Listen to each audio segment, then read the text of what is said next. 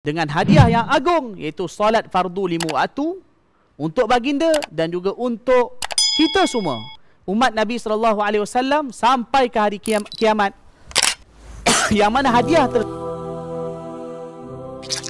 jadi baginda SAW telah diperjalankan daripada Masjidil Haram ke Masjidil Al-Aqsa, dan daripada Masjidil Aqsa dibawa melepasi 7 langit. Langit pertama, kedua, ketiga, keempat, kelima, keenam, ketujuh, sampailah melepasi Sidratul Muntaha.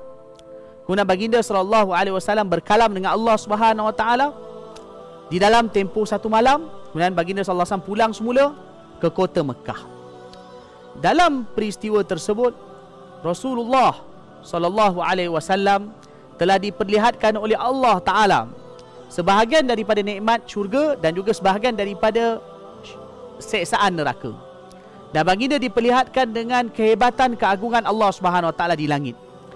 Juga baginda SAW telah solat di Masjidil Al-Aqsa, menjadi imam kepada semua anbiya dan rasul alaihimussalatu wassalam, yang menjadi dalil bahawa baginda SAW ialah imam bagi semua rasul dan para imam bagi semua para rasul dan para nabi di malam tersebut.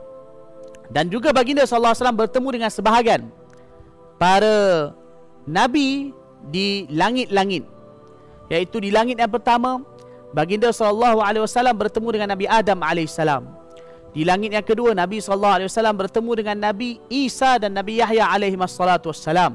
Di langit yang ketiga baginda SAW bertemu dengan Nabi Yusuf AS.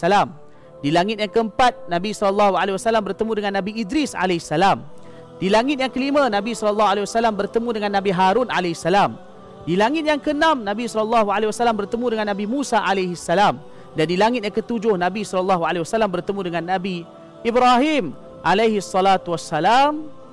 di Baitul Ma'mur, iaitu di langit yang ketujuh. Dan kemudian Nabi SAW naik lagi ke Sidratul Muntaha. Dan kemudian dalam peristiwa tersebut baginda dianugerahkan dengan hadiah yang agung, iaitu solat fardu 5 waktu untuk baginda dan juga untuk kita semua umat Nabi SAW sampai ke hari kiamat yang mana hadiah tersebut ialah daripada Allah Subhanahu Wa Taala buat kita semua. Kerana itu disebutkan bahawa solat ialah merupakan ibadat yang paling agung.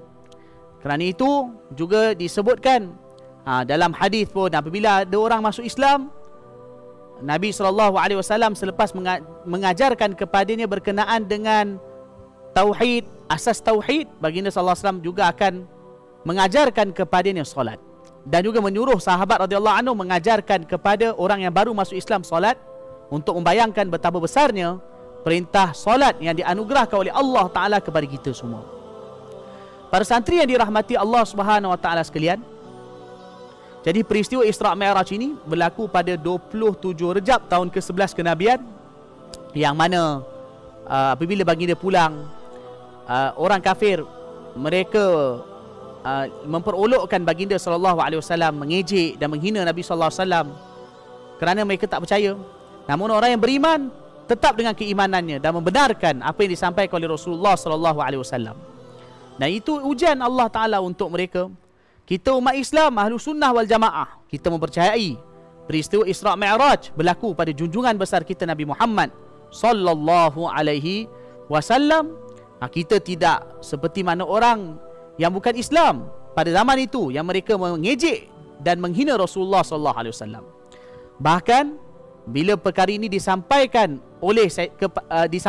kepada Sayyidina Abu Bakar As-Siddiq radhiyallahu anhu, peristiwa tersebut, beliau membenarkannya tanpa banyak berdolak dalik. Bahkan beliau berkata, kalaulah Muhammad, kalau Rasulullah menyampaikan kepadaku peristiwa yang lagi jauh dari itu pun, aku akan benarkan.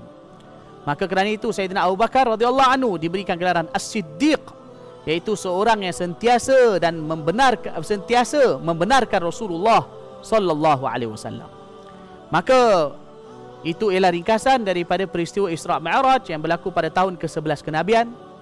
Dan insya-Allah kita akan sambung pada episod seterusnya, iaitu Rasulullah SAW menyampaikan dakwah kepada kabilah Arab pada tahun ke-11 kenabian dan tahun-tahun yang selepasnya.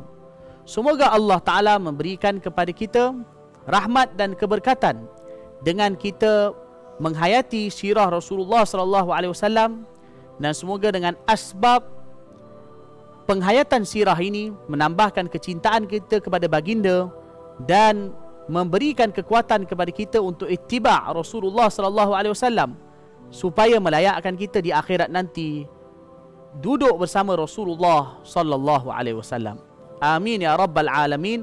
Wa sallallahu ala sayyidina Muhammad wa ala alihi wa sahbihi wa baraka wa sallam.